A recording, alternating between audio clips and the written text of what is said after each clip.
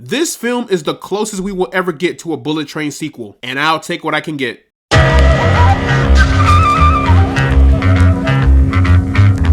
So, Fight or Flight is a brand new action thriller that, honestly, I could see taking place in the Bullet Train universe. Very unlikely, but a man can dream, can he? The film is directed by James Madigan and it stars Josh Hartnett, Charita Chandran, and Katie Sackhoff. A mercenary takes on the job of tracking a high-value asset known only as the Ghost on an international flight. Realizing the plane is filled with assassins assigned to kill them both, the pair must work together in a fight for their lives. So I'll be the first to say, this movie surprised the absolute hell out of me. I did not see a trailer for this film. I just read me a brief synopsis and was on board immediately. I walked in hoping for the best, and then I walked out pretty satisfied. Gotta love the art of not knowing what to expect. Not gonna lie, I love the action. The action in this film is done great. The camera work for all of the action sequences were done perfectly. Everything from panning shots to tracking shots to brief one-shots, that camera work was on point. I love how the camera work doesn't lose focus or lose track of what's happening on screen. The lighting is also on point. The choreography is done perfectly. Like, you can tell what exactly is happening. I don't really remember seeing any sort of shaky cam, but regardless, that action was awesome. This movie is way more bloody and gory than I thought. I knew there would be bloody violence going in, but there are a couple of images that are quite disturbing. In fact, some would even call them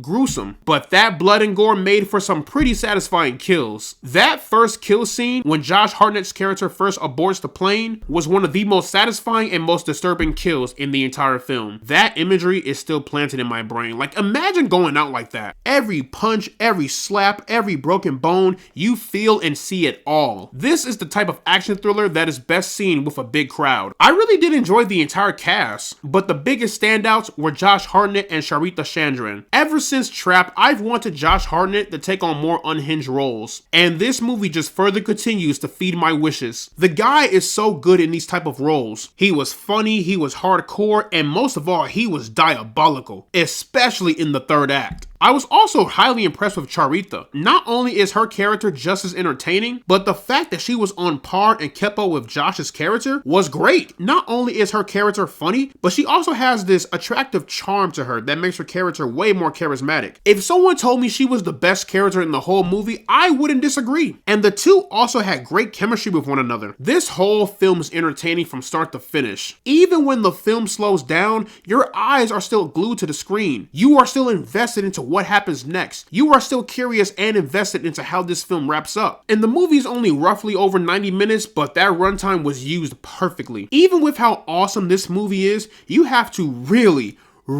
suspend your level of disbelief. I'm talking turn off your brain completely. There are a plethora of plot conveniences in the third act. I most definitely questioned a few decisions in the third act, but if you turn off your brain completely, none of this will matter. But I'll add on to this in regards to the third act. Visually, you can tell this is where the budget ran low. There is some noticeably bad CGI with the blood splatter. That blood splatter stood out like a sore thumb. It's almost like they used Windows Movie Maker 2000 to generate that. And the plot as a whole is kind of predictable. I didn't really expect much from the plot. I just wanted to be entertained, and quite frankly, I was, and that's all that matters. And the movie sets itself up for a sequel. Personally, I'm not against it. I would love to see more from this world. Given the box office numbers, that sequel is probably not happening anytime soon. But again, a man can dream. But in the end, guys, But in the end, guys, Fight or Flight was pretty awesome. Is this film generational or revolutionary or changes the game in any sort of capacity? No, but it is damn sure a fun time at the movies. So plugging Fight or Flight.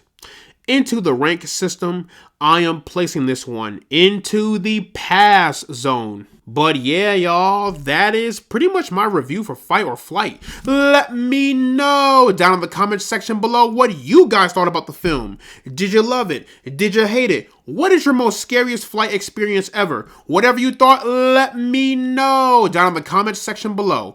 And as always, guys, leave a like and subscribe if you want to see more, and I will see you all in the next one.